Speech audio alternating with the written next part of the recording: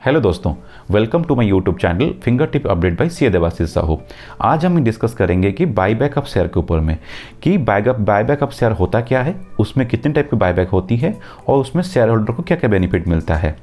और इसीलिए क्योंकि हाल फिलहाल में टीसीएस ने एक अनाउंसमेंट किया था कि बहुत शेयर काफ़ी लमसम अमाउंट का बाईबैक करने वाले हैं। सो उसमें आपको कुछ इंपॉर्टेंट टिप मैं दूंगा बाईबैक ऑफ शेयर के ऊपर में, वो क्या होती है। चलिए आगे बढ़ते हैं। क्या होती है बाईबैक ऑफ शेयर? कि बायबैक ऑफ शेयर होता क्या है। जैसे कि what is the meaning of share buyback? It is a corporate action to buy back its own outstanding share from its existing shareholder at premium to the prevailing market price. ये जो buyback के process के चलते company अपना own outstanding share जो market में है उसको रिड्यूस करना चाहती है। Why share buyback are done by the companies? There are various factor, that is alternative way of dividend, that is paying surplus cash generated by the company to the investors. Okay, और क्योंकि जब buyback होती है तो outstanding share market में कम हो जाती है। That will help to improve certain key ratios like earning per share, return on in net worth, asset etcetera. It support the share price during the sluggish market condition. और भी बहुत सारी factors होते हैं जिसमें कंपनी बायबैक में option में जाती है। नेक्स्ट हम ये डिस्कस करेंगे कि उसमें कितनी टाइप की ऑफर होती है। लाइक जब बायबैक होती है उसमें दो टाइप की ऑफर होती है, एक होती है टेंडर ऑफर, एक होती है open market offer.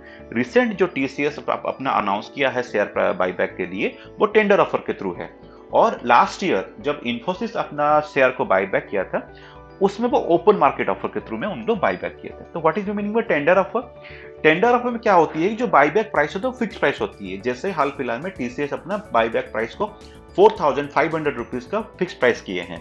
But open market offer में आपको पता ही होगा जो लास्ट ईयर जो इन्फोसिस अपना ओपन मार्केट ऑफर में शेयर ऑफर किए थे बायबैक के लिए, उसमें मैक्सिमम प्राइस क्या आपका 1750। दैट मीन्स उस प्राइस में मल्टीपल प्राइस में आप बायबैक कर सकते हैं, जिसको शेयर होल्डर का ऑप्शन था, वो कोट करेंगे कितना प्राइस में वो बायबैक करना चाहते हैं। बट उसमें क्या होता है कि शेयर होल्डर पार्टिसिपेशन। इंपॉर्टेंट बात यह है कि टेंडर ऑफर में रिकॉर्ड डेट डिक्लेयर करेगी कंपनी, उस रिकॉर्ड डेट में जो शेयर होल्डर होते हैं they are eligible for tender of quoting their share for the buyback. But open market offer में कोई रिकॉर्ड डेट नहीं होती है। अभी तक टीसीएस ने अपना रिकॉर्ड डेट अनाउंस ही अभी तक नहीं किए हैं।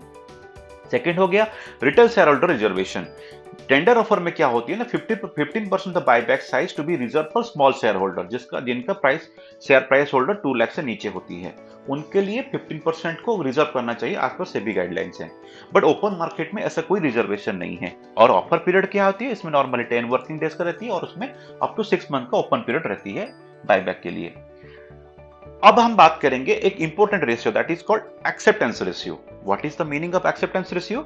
It is the number of share accepted for buyback offer by the company as compared to the total number of share tendered. Okay, so ये जो रेशियो डिटरमिन करती है आपका प्रॉफिटेबिलिटी के ऊपर में। आइए जानते हैं वो कैसे होती है। मैंने यहाँ पे दो सिनेरियो बनाया है, when acceptance ratio is 40% and acceptance ratio is 50%. Suppose आपके पास में 100 शेयर है, both the condition में where you have already invested 10,000 rupees. Suppose पहला सिनेरियो में आपका 40% आपका एक्सेप्टेंस रेशियो होती है। इसका मतलब हुआ कि आपका 40 शेयर ही बायबैक के लिए एक्सेप्टेड हो गया। इसके लिए क्या होगा ना, 40 रुपीज के ऊपर आपको 20 रुपीज का प्रीमियम मिला, दैट इज अप्रोक्सीमेटली रिटर्न 8% हुआ।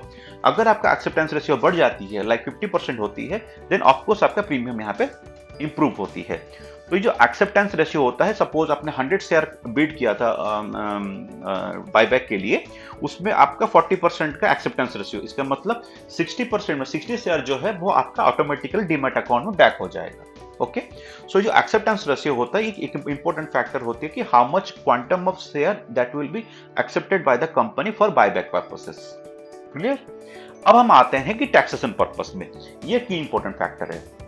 अगर आप शेयर होल्डर हैं तो आपको ये जानना है कि जो भी आपको प्रीमियम मिलेगा, जैसे कि अगर आपका कॉस्ट था 100 रुपीज बट आपको 120 रुपीज मिल रहा है शेयर के लिए, जो एक्स्ट्रा पैसा है 20 रुपीज दैट इज एग्जेम्प्टेड, आपको उसमें कोई टैक्स नहीं देना पड़ेगा।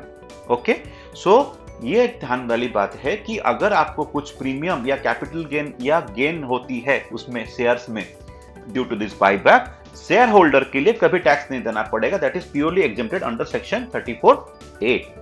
But in the case of company उनको 20% प्लस सरचार्ज एंड सेस उनको टैक्स देना पड़ेगा ऑन द डिस्ट्रीब्यूटेड इनकम।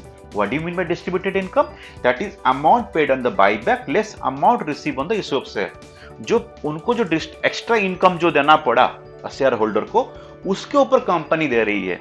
इसीलिए क्योंकि कंपनी उसमें 20% टैक्स दे रही है, इसी के चलते शेयर होल्डर को टैक्स नहीं देना पड़ेगा due to double taxation. Am I clear?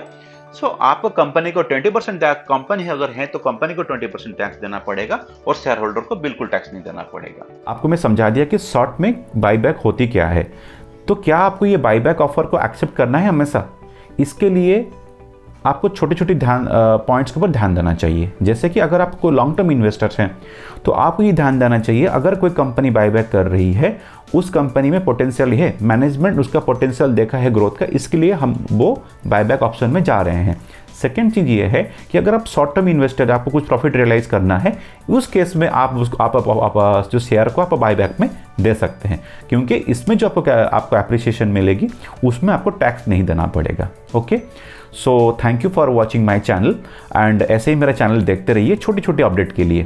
Thank you.